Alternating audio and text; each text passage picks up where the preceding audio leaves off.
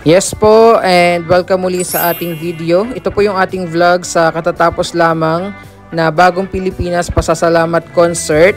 Ito po ay libreng concert dito po sa Moncayo, Davao de Oro, kung saan po ang Moncayo ay isa sa mga venue sa katatapos lamang po na Bagong Pilipinas Servicio Fair. And kinagabihan nga po, araw ng Sabado, September 23, 2023, nagkaroon ng pasasalamat concert po para sa mga taga Moncayo, Davao de Oro at iba pong mga karatig lugar dito po sa municipality ng Moncayo. So ito po yung mga ganap at nangyari kinagabihan po ng Sabado sa unang araw nga po ng launching ng Bagong Pilipinas Servicio Fair.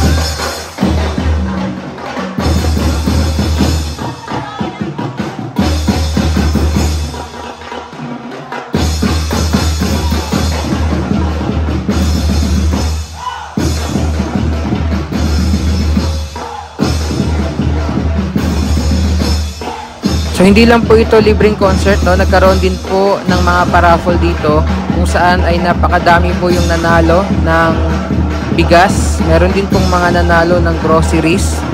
May 3 nanalo po ng motor, may mga appliances, and meron din pong maswerteng nanalo ng isang bao-bao.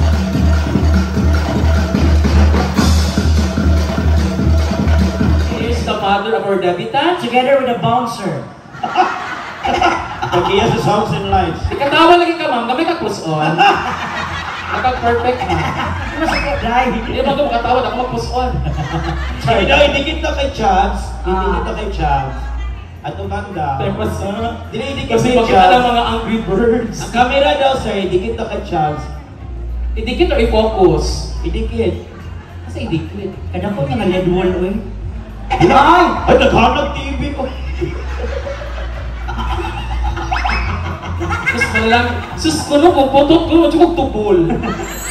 Manalang, Diyo, natagaan kong height ni Lord. Tama, alam yan lang. No? Okay, padayon na ba? Padayon ka! Okay. Isa po sa mga unang nag-perform nitong gabi ay Tubo at galing po mismo dito sa probinsya po ng Davao de Oro.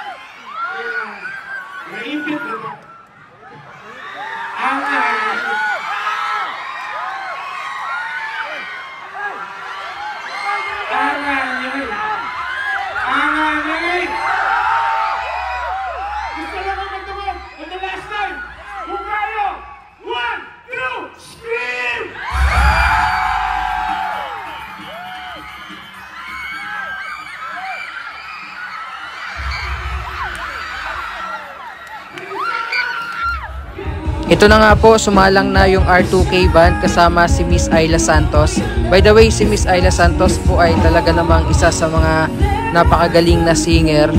Sumali na rin po siya sa tawag ng tanghalan and naghandog ng mga magagandang awitin po itong banda sa mga manonood itong gabi. At dahil nga sa sobrang ganda naman talaga ng boses at ng mga awitin, no, hindi kinaya ng power, no, yung kanilang boses, at ito nga po yung nangyari sa kalagitnaan ng tugtugan.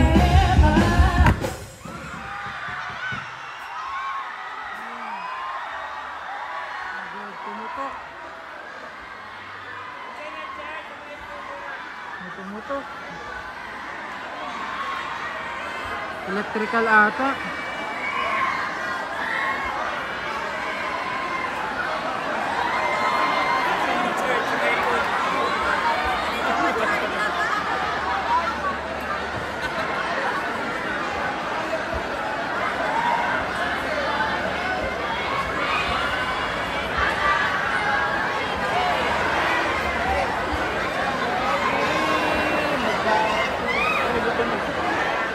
So agad rin naman pong naibalik yung power dito sa venue ng pasasalamat concert, and tingnan nyo naman po yung naging reaksyon ng mga manonood.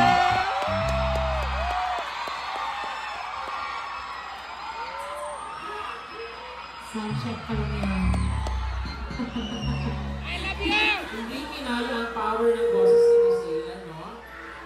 So ayan po guys, just sit back lang po, enjoy lang tayo. Hindi talagang naka-power ang voice ni Miss Ayla.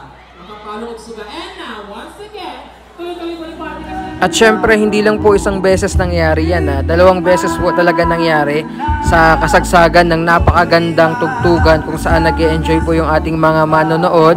At dahil na rin siguro sa ganda ng boses ng ating mga nakasalang na banda at mga awit, hindi kinaya ng power, yung power ng boses po ng ating mga singer. So panoorin natin yung pangalawang eksena or nangyari itong gabi.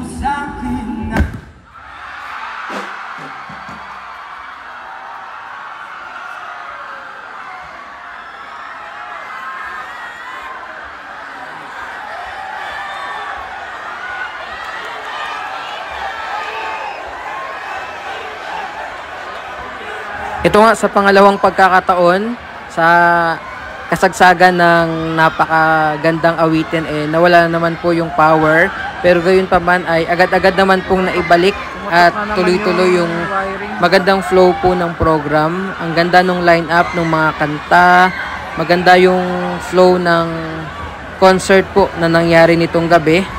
And kudos rin po sa production team dahil talagang masasabi ko napakaganda ng flow ng program, and hindi lang talaga maiwasan yung mga ganitong pagkakataon o problema, lalo na po sa mga live concert gaya nito. Pero other than that ay napakaganda po talaga, and isa po ako sa mga nag-enjoy dito sa Bagong Pilipinas Pasasalamat Concert, lalo na sa mga magagandang awitin po nitong gabi.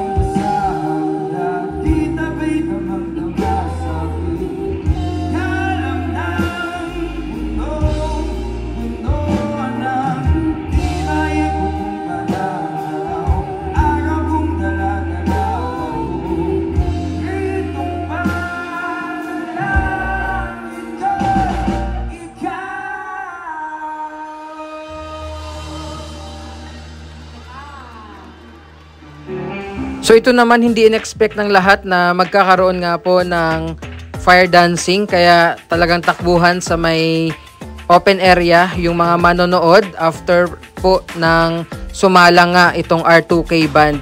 Kaya ito, panoorin po muna natin yung ilan sa mga talaga namang nakakabilib na eksena ng fire dancing dito po sa Moncayo, Davao de Oro.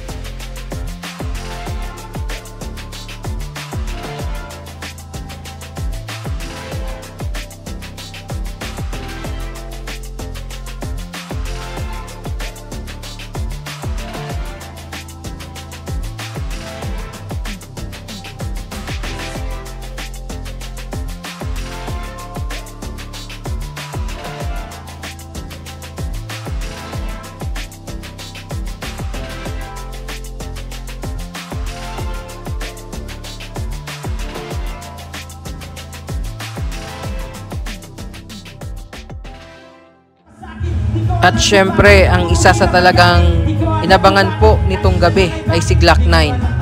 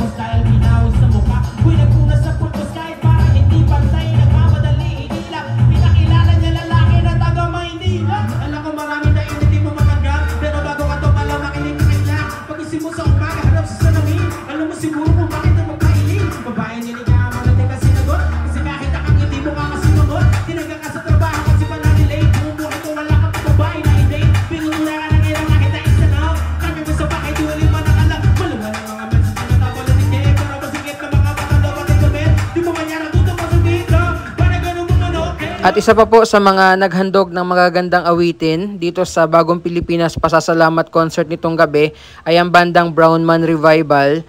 Yun nga lang, hindi na po natin nakuhanan ng video dahil inabot na tayo ng 12 midnight dito po sa Mungkayo. And medyo malayo-layo pa nga yung uuwian natin, no, dito sa Tagum. So lastly, natapos po ang Bagong Pasasalamat Concert sa napakaganda at makulay na fireworks display.